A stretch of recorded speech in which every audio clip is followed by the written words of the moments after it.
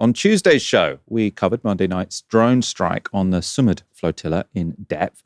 There we used video analysis and witness testimony to give an analysis of what kind of weapon might have been used against the family ship, which is carrying both Greta Thunberg and our own Kieran Andreou. If you haven't seen it, you can go and have a look. Our theory was that an incendiary device carrying an accelerant supply and possibly equipped with remote ignition was dropped from a drone. The Sumud was attacked again last night, and the new footage gives some credence to that view.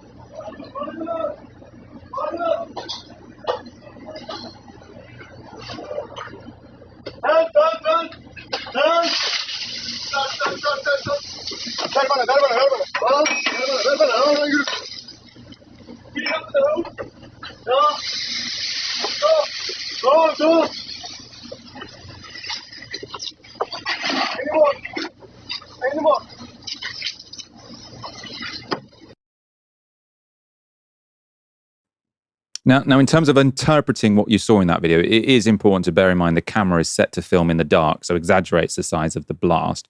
But you can see at the end that there was damage done to the boat, even if it was fairly minimal, with no breaches of the deck or hull. And there was also some charring of surfaces, just like the first attack. Now, the crew of that ship, the Alma, also retrieved the remnants of the object that landed on the ship. And it appears to be a canister, and perhaps loaded with accelerant attached to something like a parachute that's been burned up as it ignited mid-air.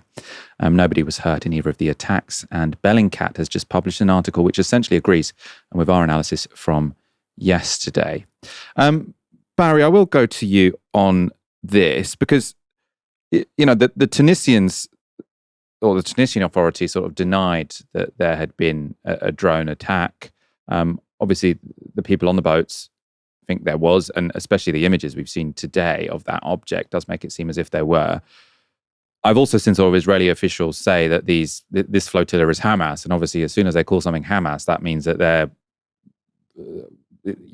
justifying attacking them and potentially killing them. But what do you think Israel's strategy is with regards to this flotilla? Is it an intimidation tactic if these are Israeli drones? Yeah, it seems so. On the Tunisia question, that's two sovereign countries violated in a day, isn't it? Qatar and Tunisia. I don't know why the Tunisians are saying that because, the camera doesn't lie. We can clearly see that something is being dropped from a height. This is not a cigarette. This is not some conspiracy. This is not people on the flotilla hitting themselves with a flare. Those things are all nonsense. I think the Tunisians just don't want to pick a fight with the Israelis because, right now everybody's terrified with the Israelis terrified of them because they're completely out of control. Obviously, as you said, it's caused minimal damage. So not to say that that couldn't go wrong, I think it's an intimidation tactic.